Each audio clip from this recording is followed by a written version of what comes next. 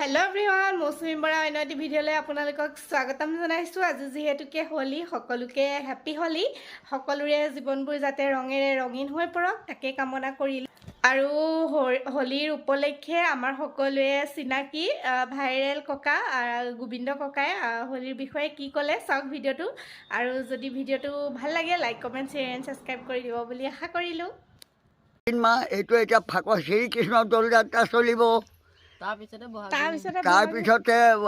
ফাগুন যোৱাৰ পিছত বহাগ আহিব এতিয়া চ'ত মাহ চলি আছে আই মানুহ এতিয়া কাইলৈ পৰহিলে শ্ৰীকৃষ্ণৰ দৌল যাত্ৰা শ্ৰীকৃষ্ণই কি কৰিছিলে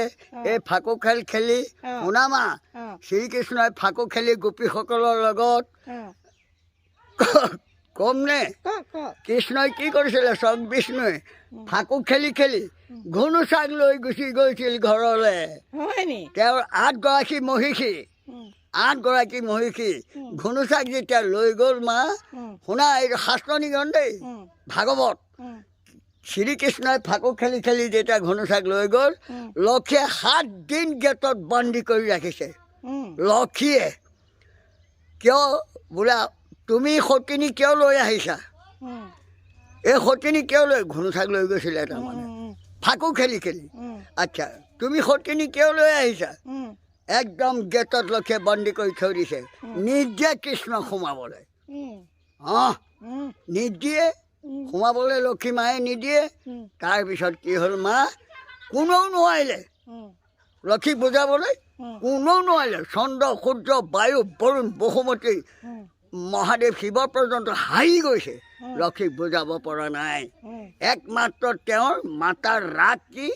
তুমি খেল খেলিবলৈ গৈছিলা ভাল পাইছোঁ ফাকু শ্ৰীকৃষ্ণৰ দৌল যাত্ৰা তুমি গোপী নচুৱাইছা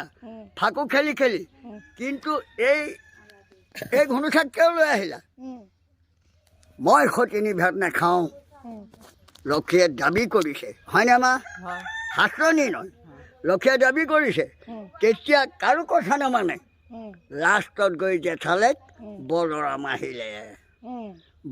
আহিলে মা বলৰাম আহি তেতিয়া লক্ষী বোৱাৰীয়েকৰ চকুলে চাইছে যেতিয়া বলৰাম জেঠালেক উপস্থিত হ'ল লক্ষী তলমূৰ কৰিলে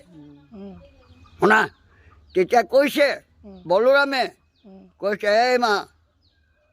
চোৱা লক্ষী দ্বাৰ খুলি দিয়া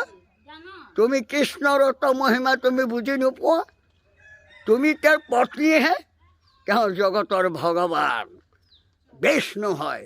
তুমি সতিনী অনাৰ কাৰণে ইমান অভিযোগ কৰিছা যে 7 দিন গেটত ৰাখি থৈছা সোমাবলৈ দিয়া নাই কিয় দ্বাৰ খুলি দিয়া বলৰামে কৈছে দেই তেতিয়া লক্ষীয়ে বলৰামৰ বাক্যমতে দৰ্জা খুলি দিছে গেট কিপাৰ আঁতৰাই দিছে তেতিয়া কৃষ্ণ আৰু ঘুনুচা সোমাই গৈছে